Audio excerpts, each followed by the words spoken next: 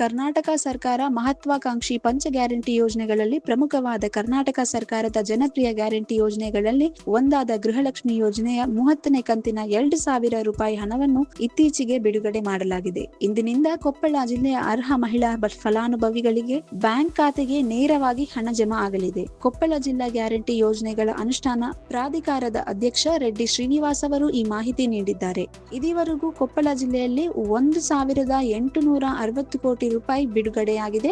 ಅಂದರೆ ಪ್ರತಿ ಅರ್ಹ ಮಹಿಳೆ ಇಲ್ಲಿಯವರೆಗೂ ಒಟ್ಟು 60,000 ರೂಪಾಯಿ ಪಡೆದಿದ್ದಾರೆ. ಕರ್ನಾಟಕ ಸರ್ಕಾರ ಜಾರಿಗೆ ತಂದಿರುವ ಪ್ರಮುಖ ಮಹಿಳಾ ಕಲ್ಯಾಣ ಯೋಜನೆಯಾದ ಗೃಹಲಕ್ಷ್ಮಿ ಇಡೀ ಕುಟುಂಬದ ಮಹಿಳಾ ಮುಖ್ಯಸ್ಥೆಗೆ ಪ್ರತಿ ತಿಂಗಳು 2,000 ರೂಪಾಯಿ ನೇರವಾಗಿ ಬ್ಯಾಂಕ್ ಖಾತೆಗೆ ವರ್ಗಾವಣೆ ಮಾಡಲಾಗುತ್ತಿದೆ. ಅನೇಕರು ಈ ಹಣವನ್ನು ಸಣ್ಣ ವ್ಯಾಪಾರ ಹಾಗೂ ಮನೆಯ ಅಗತ್ಯಗಳು ಅಥವಾ ಮಕ್ಕಳ ಭವಿಷ್ಯಕ್ಕಾಗಿ ಬಳಸುತ್ತಿದ್ದಾರೆ.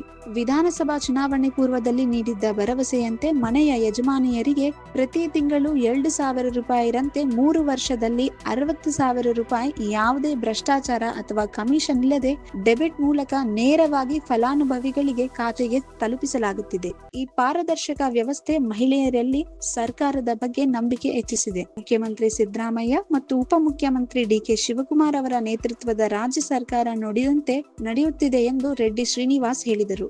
ಕೊಪ್ಪಳ ಜಿಲ್ಲಾ ಉಸ್ತುವಾರಿ ಸಚಿವ ಶಿವರಾಜ್ ಎಸ್ ತಂಗಡಗಿ ಅವರ ಮಾರ್ಗದರ್ಶನದಲ್ಲಿ ಮತ್ತು ಶಾಸಕರು ಹಾಗೂ ಸಂಸದರು ಹಾಗೂ ರಾಜ್ಯ ಮಟ್ಟದ ಅಧಿಕಾರಿಗಳ ಸಹಕಾರದೊಂದಿಗೆ ಪಂಚ ಗ್ಯಾರಂಟಿ ಯೋಜನೆಗಳನ್ನು ಸಮರ್ಪಕವಾಗಿ ಅನುಷ್ಠಾನಗೊಳಿಸಲಾಗುತ್ತಿದೆ. ಕೊಪ್ಪಳ ಜಿಲ್ಲೆಯ ಗೃಹಲಕ್ಷ್ಮಿ ಯೋಜನೆಯ ಎಲ್ಲ ಫಲಾನುಭವಿಗಳ ಪರವಾಗಿ ರಾಜ್ಯ ಸರ್ಕಾರಕ್ಕೆ ಧನ್ಯವಾದಗಳನ್ನು ಅರ್ಪಿಸುತ್ತೇನೆ ಎಂದು ರೆಡ್ಡಿ ಶ್ರೀನಿವಾಸ್ ಹೇಳಿದ್ದಾರೆ.